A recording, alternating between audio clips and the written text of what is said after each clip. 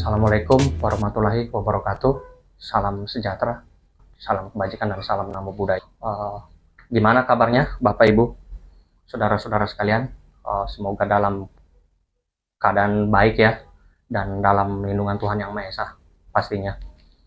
Pada hari ini Diong Advokat bersama LBH Pendidikan Indonesia kembali membuat podcast. Ikuti kami di channel Diong Advokat, channel yang selalu memberikan edukasi, penjelasan, pengertian hukum bersama LBH Pendidikan Indonesia. Saudara-saudara sekalian, pada hari ini kami memulai podcast kami dengan materi tindakan pidana perjualan orang, atau biasa disingkat TPPO. Saya pada hari ini ditemani oleh Direktur LBH Pendidikan, yaitu Bang Tinta. Gimana kabar Bang? Alhamdulillah sehat, baik. Iya ya. Bang, pada hari ini kan kita berdiskusi tentang TPPO ya Bang ya? Iya. Atau tindakan pidana penjualan orang ya Bang ya? Iya, perdagangan orang. Perdagangan orang ya? Iya. Baik Bang, diskusi pada hari ini Bang, kira-kira pengertian dari tindakan pidana perdagangan orang ini seperti apa ya Bang? Iya, di Undang-Undang Nomor 21 Tahun 2007 tentang pemberantasan tindak pidana perdagangan orang, itu tidak menjelaskan secara gamblang itu apa yang dimaksud perdagangan orang ya, gitu. Cuman di Undang-Undang 21 Tahun 2007 menjelaskan bahwa tindak pidana perdagangan orang adalah segala tindakan atau serangkaian yang memenuhi unsur-unsur sebagaimana dimaksud dalam undang-undang ini. Gitu, hanya sebatas itu. Sebatas itu ya Bang? Yeah. Oh, berarti dia tidak menjelaskan lebih rinci lagi ya tentang TPPO ini sendiri, definisi Bang? Ya, secara definisi tidak menjelaskan secara rinci, walaupun diatur dijelaskan dalam pasal-pasal berikutnya sih, begitu. Iya, baik Bang. Tadi Abang menyampaikan bahwa dasar hukumnya Undang-Undang TPPO ini di Undang-Undang Nomor 21 tahun 2007 ya Bang? Yeah. Bagaimana sih Bang perlindungan hukum bagi korban yang terlibat dalam TPPO di Indonesia ini Bang? Ya, perlindungan hukum di Undang-Undang TPPO itu memang ada peran dari pemerintah ya, maupun pemerintah pusat maupun pemerintah daerah gitu loh, untuk mencegah atau pemberantasan tindak pidana perdagangan orang gitu. Jadi ada peran pemerintah pusat maupun pemerintah daerah untuk memberantas tindak pidana perdagangan orang. Nah, perlindungannya bagaimana ya? Kalau misalkan ada saksi dan korban, satu, identitas saksi dan korban itu tidak boleh dipublikasi gitu ya. Terus perlindungannya bagaimana? Perlindungannya juga mengacu pada Undang-Undang Perlindungan Saksi dan Korban gitu. Apabila identitas saksi atau korban ini bisa dibocorkan atau dipublikasikan, pihak yang membocorkan itu bisa dijerat sanksi pidana. Ada ancaman pidananya seperti itu. Oh, ada sanksi pidananya ya Bang ya? Ada sanksi pidananya. Mengenai sanksi pidana itu Bang, kalau misalnya ada persetujuan dari korban, apakah bisa menghapus penuntutan terhadap TPPO itu Bang? Tidak. Di undang-undang menyebutkan bahwa ada yang namanya eksploitasi seks, ada yang namanya eksploitasi seksual ya, gitu loh. Bahwa eksploitasi itu gitu loh, baik persetujuan ataupun tanpa persetujuan dari si korban ya, itu untuk dipekerjakan atau pelacuran, perbudakan gitu loh, yang pada prinsipnya adanya eksploitasi terhadap manusia, perdagangan organ tubuh gitu loh. Walaupun ada persetujuan, itu tidak menghilangkan atau menghapuskan tindak pidana. Iya, berarti tidak ada sikap pembenarnya ya Bang ya di situ? Tidak ada sikap pembenar, betul. Iya, baik Bang.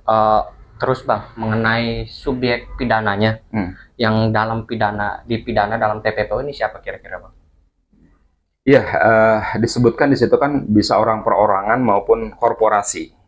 Jadi orang perorangan maupun korporasi yang terlibat terhadap kejahatan transnasional. Jadi TPPO ini bisa dikategorikan sebagai kejahatan transnasional ya, lintas batas negara gitu. Jadi bisa perorangan maupun korporasi.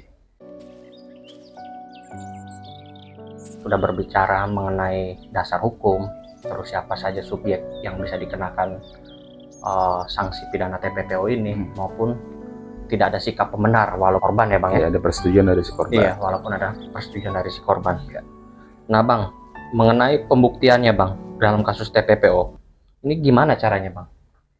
Ya, sebenarnya kalau untuk membuktikan unsur tindak pidana perdagangan orang itu diatur di pasal 2 hingga pasal 24 Undang-Undang Nomor 21 tahun 2007 ya.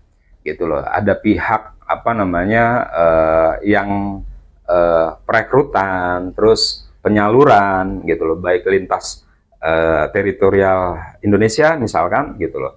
Dari dalam maupun keluar. Misalkan warga negara Indonesia dibawa ke luar negeri tanpa izin secara legal misalkan ataupun ilegal ya. Tujuannya apa? Ya tujuannya untuk memperdagangkan, mengeksploitasi yang tujuannya adalah untuk mendapatkan keuntungan gitu. Jadi harus bagaimana unsur pembuktiannya? Unsur pembuktiannya diatur dari pasal 2 hingga pasal 24 di Undang-Undang Nomor 21 tahun 2007. 2007 itu ya. Nah, Abang menyinggung tadi mengenai TPPO ini ada di dalam wilayah teritori negara kita sendiri maupun di luar ya Bang ya. Yeah. Apakah berarti TPPO ini termasuk salah satu kejahatan transnasional Bang? Ya, dia masuk salah satu kejahatan transnasional ya. Ya sama halnya seperti terorisme ya kan, narkotika gitu. Itu kan salah satu tindak pidana transnasional. Kenapa? Karena adanya perekrutan, terus pemberangkatan, penyaluran, pendistribusian manusia di dalamnya gitu. Ya tadi dengan tujuan apa? Mengeksploitasi baik secara seksual, ya kan, perbudakan maupun perdagangan organ tubuh.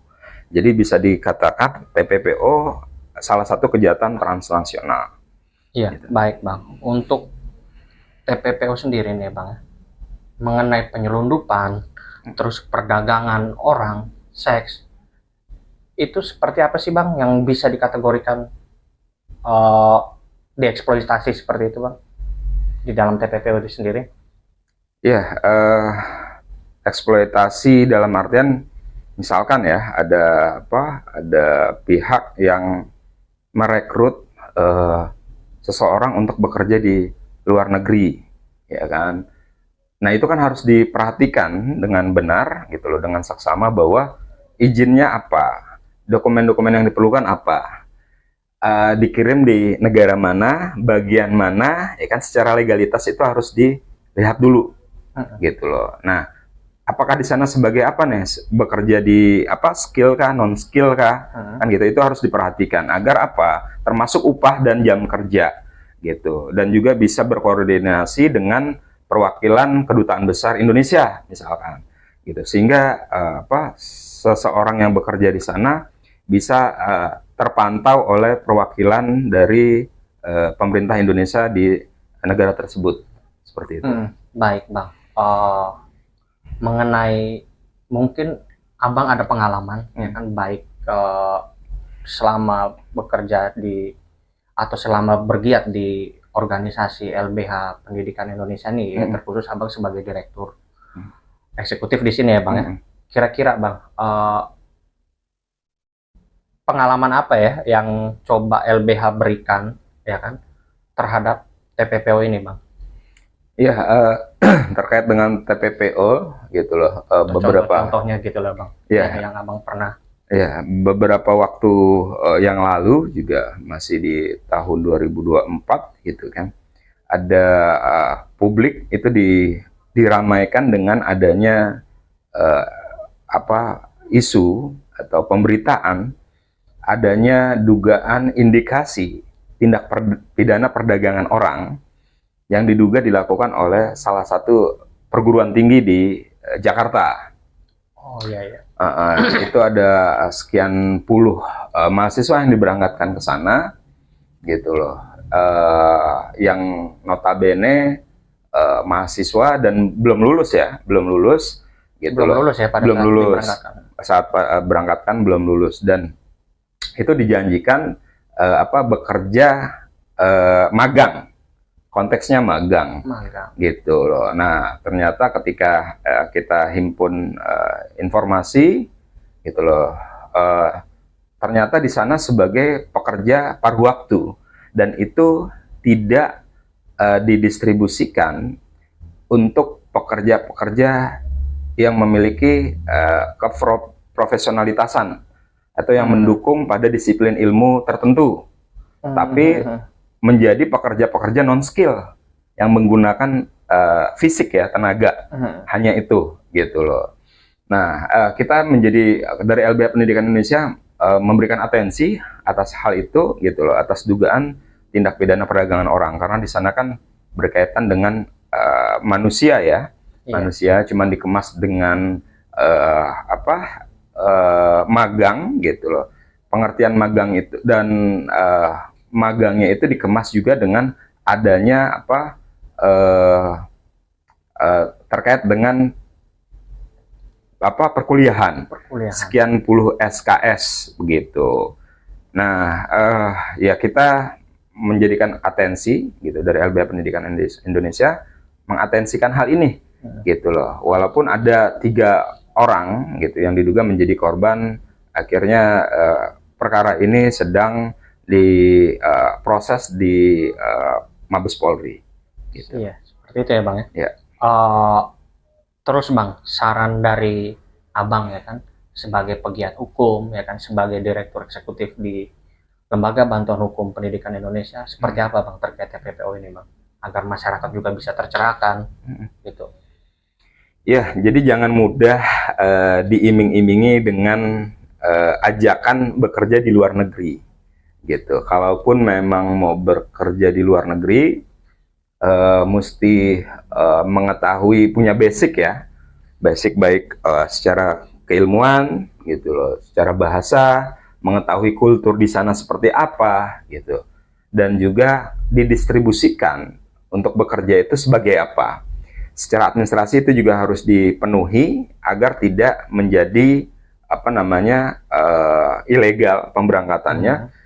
Terkadang juga ya sudah legal pun gitu, peruntukannya itu bisa bermasalah secara administrasi, sehingga yang tadinya berangkat secara resmi itu bisa bergeser atau beralih menjadi perdagangan orang. Nah, maka itu pesan saya, apabila ada masyarakat yang memang ingin bekerja di luar negeri, itu harus diperhatikan secara administrasinya terlebih dahulu. Peruntukannya untuk apa dan di mana, jam kerjanya jam berapa ke jam berapa, apakah skill atau tidak, misalkan, termasuk upah, dan begitupun kontraknya berapa lama. Itu yang harus diperhatikan. Untuk memutus tindak pidana, bagian dari upaya memutus mata rantai dari tindak pidana perdagangan orang. Iya, baik Bang, terima kasih Bang. Terus Bang, terkadang ada alibi itu bahwa memberangkatkan orang ke luar negeri, mereka sudah melakukan pelatihan. Itu seperti gimana itu Bang? Tanggapannya Bang? Apakah dengan pelatihan itu sudah cukup memenuhi tidak terpenuhinya unsur TPPO itu gimana? Ya, memang pelatihan itu memang dibutuhkan ya bagi calon tenaga kerja yang akan disalurkan atau diberangkatkan ke negara tujuan, misalkan sebagai asisten rumah tangga. Nah, itu kan harus mengerti tuh, kita kan punya perbedaan kultur ya antara Indonesia dengan negara tujuan, misalkan di luar dari Asia Tenggara, misalkan sesama Asia Tenggara pun kulturnya juga ada perbedaan. Nah, agar tidak terjadi culture shock gitu ya, ya mereka harus tahu tuh, dibekali gitu, baik secara bahasa, sopan santun, etika yang berlaku di sana gitu. Begitupun dengan karakter dari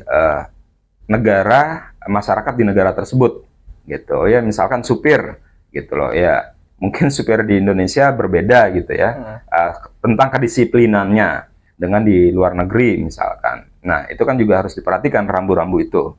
Gitu. Begitupun asisten rumah tangga, begitupun pekerja profesional ya, misalkan entah perawat, gitu juga. Itu kan juga harus mengetahui kultur kebudayaan di sana. Begitupun tugas dan tanggung jawabnya untuk bekerja pada usaha apa, PT apa, begitupun juga upahnya dan jam kerjanya. Bapak Ibu, saudara-saudara sekalian, bagaimana diskusi kami pada sore hari ini terkait tindakan pidana penjualan orang atau TPPO. Semoga Bapak Ibu serta saudara-saudari yang mengikuti podcast kami dapat memahaminya. Apabila Bapak Ibu serta saudara-saudari mengalami masalah hukum, bisa berdiskusi dengan kami secara langsung melalui nomor yang ada di deskripsi yang akan kami masukkan di dalam podcast kami pada hari ini. Baik, untuk menutup podcast hari ini, kami ada mengutip beberapa adagium hukum. Factatum potentiora verbis. Perbuatan atau fakta lebih kuat dari kata-kata. Sampai bertemu kembali di podcast kami selanjutnya. Assalamualaikum warahmatullahi wabarakatuh.